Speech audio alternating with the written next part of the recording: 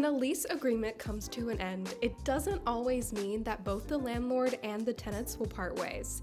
Sometimes a new lease agreement is established, while in other cases, the original lease is extended. That's where a lease extension addendum comes in. It's a contract used to extend the original lease agreement and essentially setting a new expiration date that both parties agree on. But a lease extension addendum does more than just change the lease end date. It can capture any changes in the rent prices. If the original lease is set to expire soon, it's not uncommon for the monthly rent to increase. The lease extension addendum will indicate the new price, while the other provisions of the original lease agreement will stay as is. It's important to note that for a lease extension agreement to be added to the original lease and enforceable by law, both the landlord and the tenant must sign it. So if you're a landlord or tenant facing the end of your lease agreement and considering extending it, then this video is for you. We'll dive deeper into the details of lease extension addendums and discuss everything you need to know to make informed decisions about your lease agreements. How does a lease extension agreement differ from a lease renewal? For many people, the outcome of the lease renewal agreements and lease extension agreements are the same. So there's the question of why they are called two different things. While it's true that both would see a tenant continue to pay rent and stay on the property, the way each treated is not exactly the same. This is why it is a good idea to understand the difference so that a rental agreement can proceed in the right way. Here's a quick look onto how the two are different. A lease extension agreement is simply a notion to continue the original lease.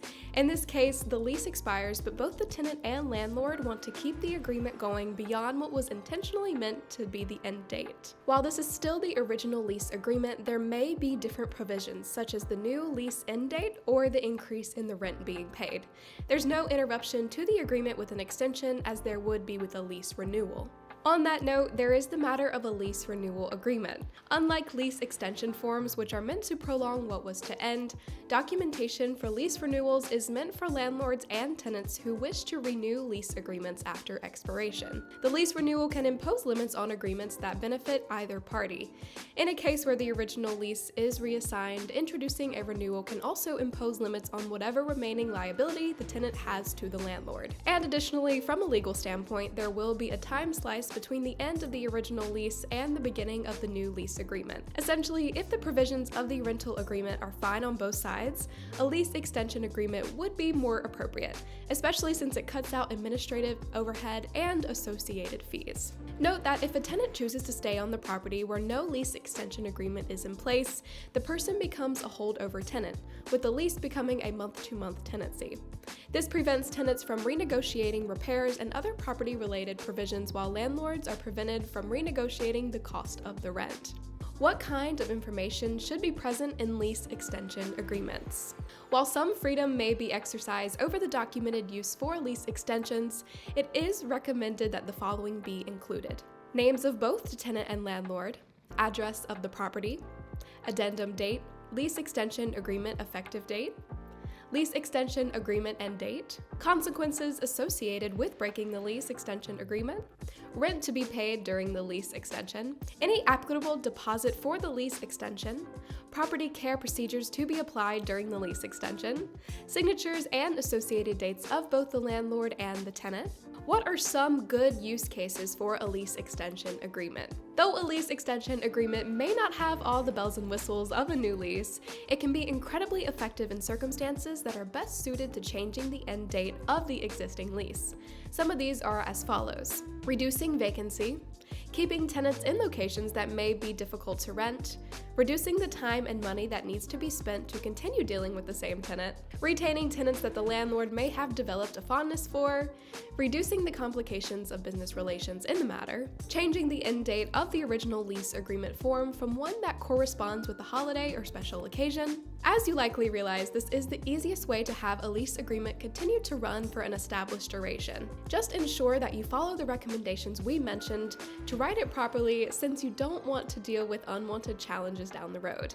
So, what are some cases in which lease extensions are not recommended? There are also cases in which a lease extension agreement is not a good idea. A couple of these are dealing with tenants who have repeatedly breached the existing lease agreement.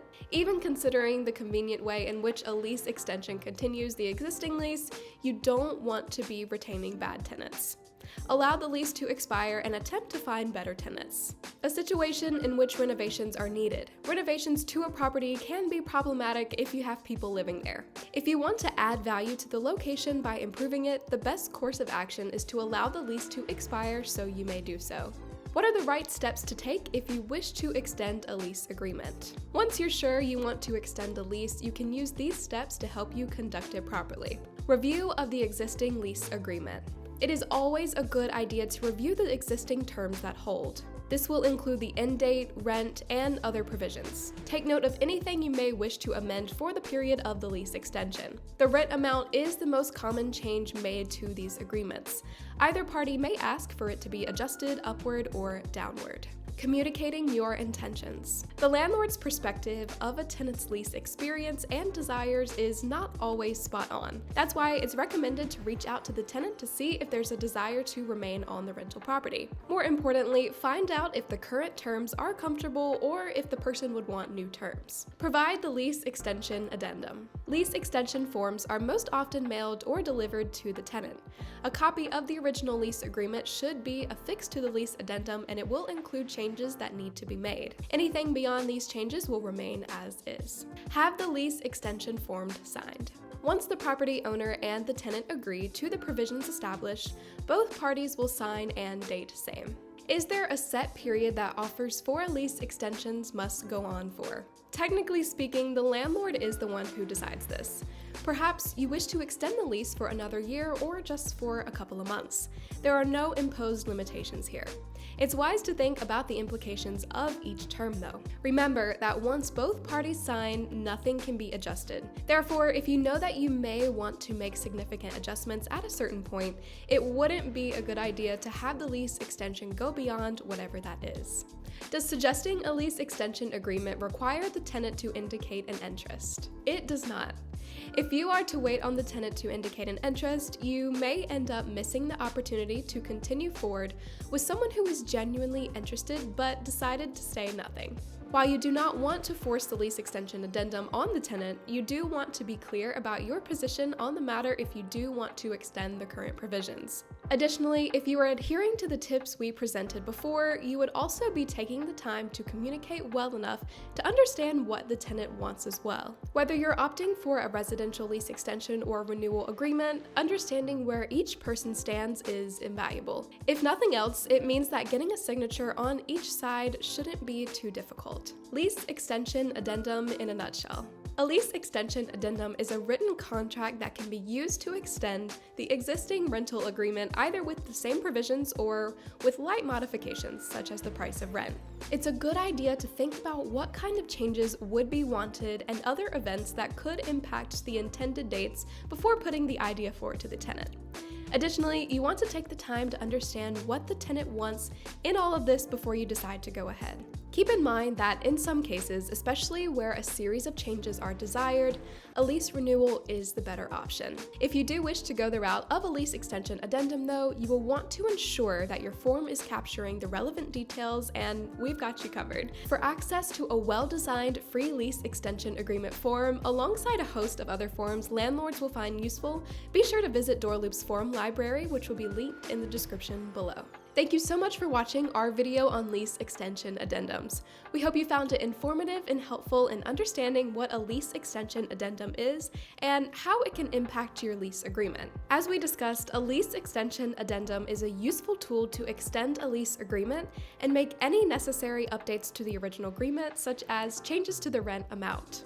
Remember, for a lease extension addendum to be valid, it must be signed by both the tenant and the landlord. If you have any further questions or would just like to learn more about lease extension addendums, be sure to check out the link in the description to read DoorLoop's blog post on the topic. And don't forget to like and subscribe to our channel for more informative videos just like this one. Thank you so much for watching, and we'll see you in the next one.